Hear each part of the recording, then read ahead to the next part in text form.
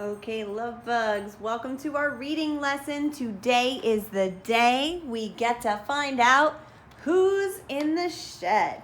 So we're going to review a little bit before we read and find out. We want to remember what we read yesterday.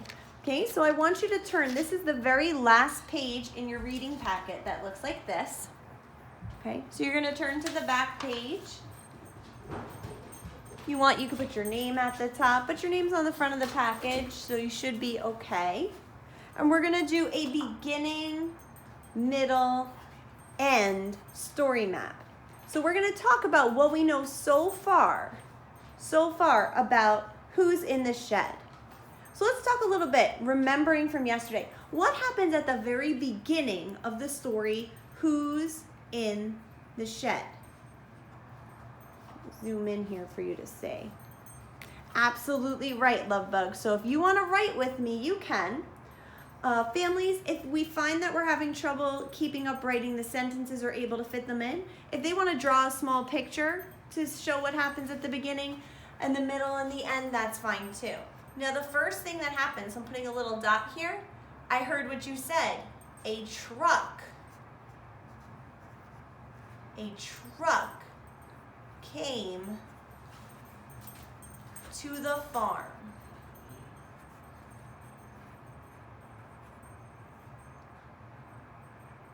Okay, so if you wanted to draw a picture, you could always draw a picture of the truck and the farm to show that a truck came to the farm. Now, love bugs, remember what I tell you? What's great about us seeing this on YouTube is if I'm moving too fast for you and you need some time to write and take your time to do your best handwriting or your best little illustration, you just pause the video. Take your time and then you unpause and you're right back with me, and I didn't go ahead of you because you paused me. Okay?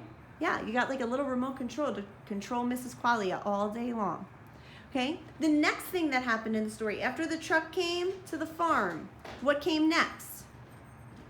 That's right, the animals were standing around and they were hearing those scary noises, the howling and the growling and the roaring and the clawing, right? So I'm gonna write the animals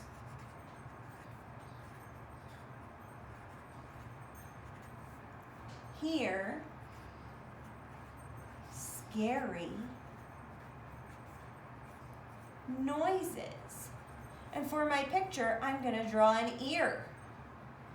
And I'm gonna put loud things coming from the ear. Loud sounds that the animals are hearing. Great job.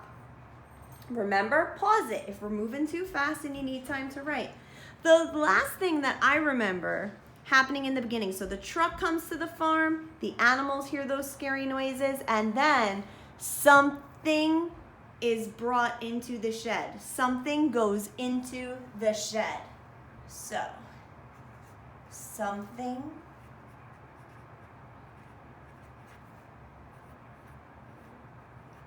goes into the shed.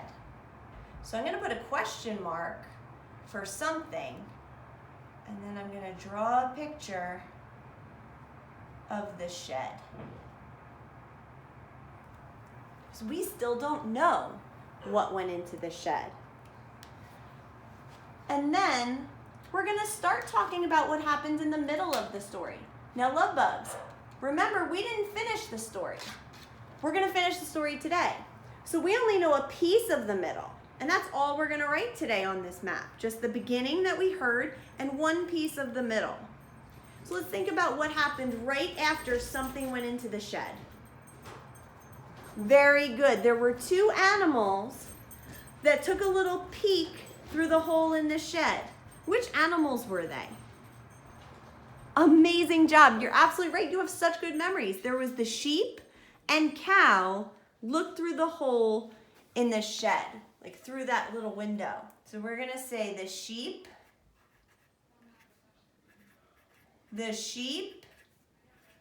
and cow,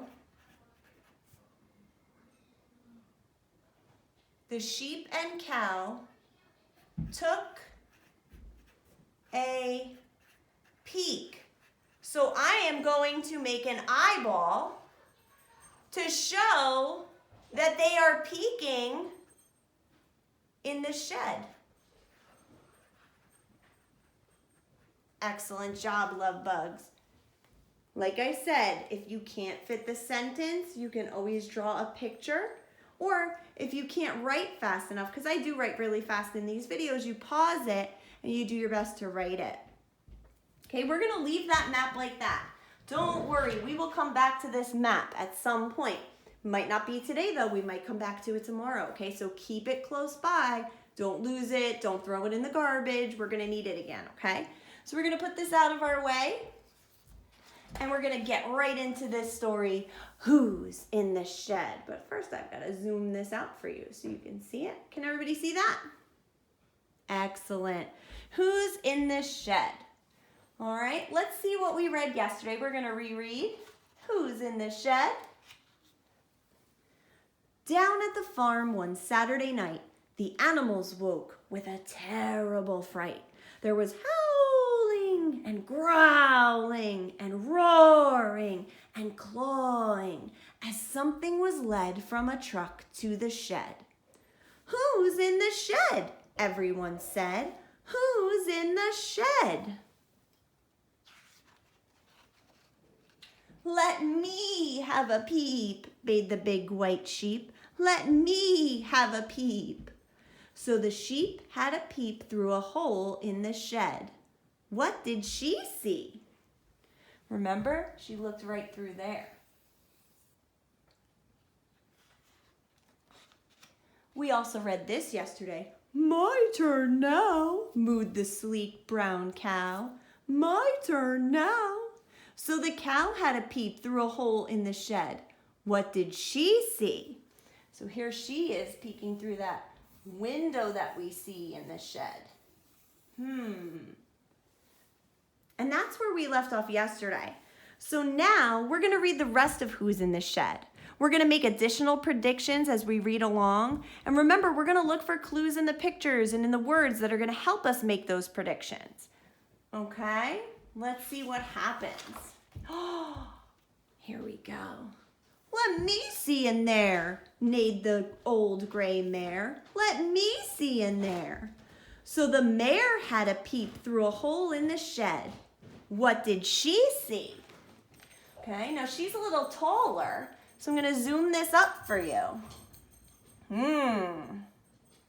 We see the clues we already saw, and then the gray mare sees this, right where my thumb is.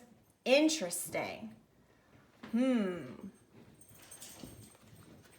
and tell somebody that's sitting with you now. Do you know what's in the shed? Do you know who's in the shed? Now that you saw those clues? Okay. Let's see if your prediction is right as we move forward. What do you think is going to happen next? Do you think we're going to see who's in the shed next? Or do you think maybe we're going to meet someone else who's going to take a peek in the shed? It's interesting, right? We just don't know until we turn. But I like the way that we're thinking. Oh, goodness. This is going to be a page that the love bugs love. Because I see, and no, it's not a chicken. It's not even a rooster.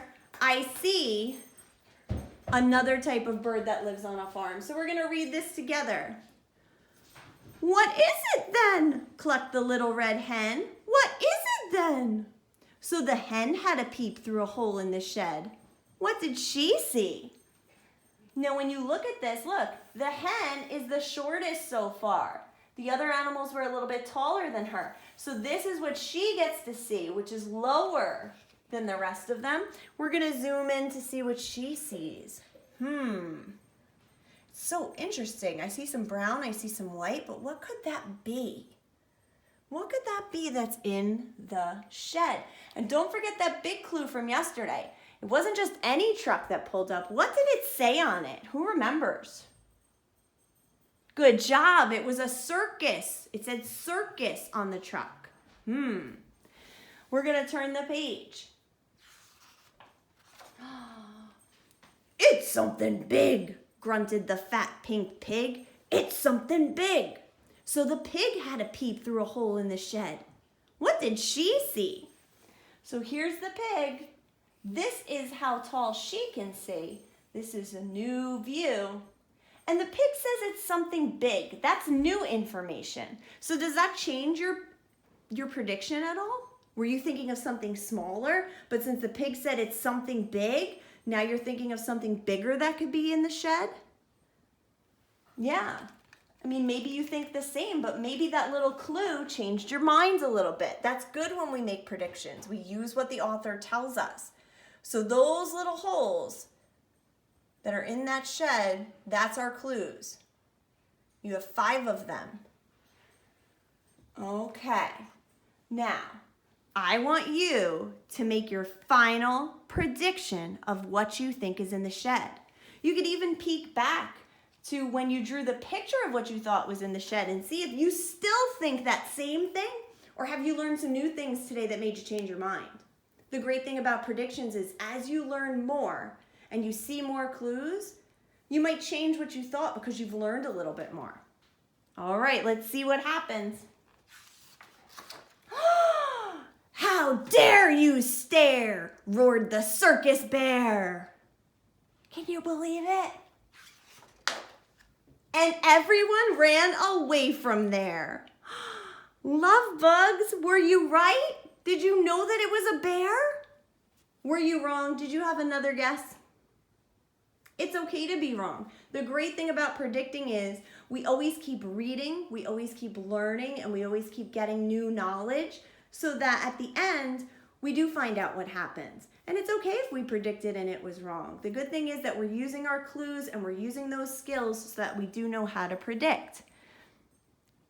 Good job, love bugs. So making predictions while you read is really going to help you think about a story, because when you make predictions, you're really concentrating on the story. Remember to make predictions today when you go on Raz Kids and you're reading a book to whoever's with you today doing your work. Get on your Raz Kids account, start reading, but before you turn the page, try to make a prediction today. Try to guess what's going to happen next based on what you've read so far and the clues you've got. You guys are great. You are always so smart. We'll continue some more with this story tomorrow.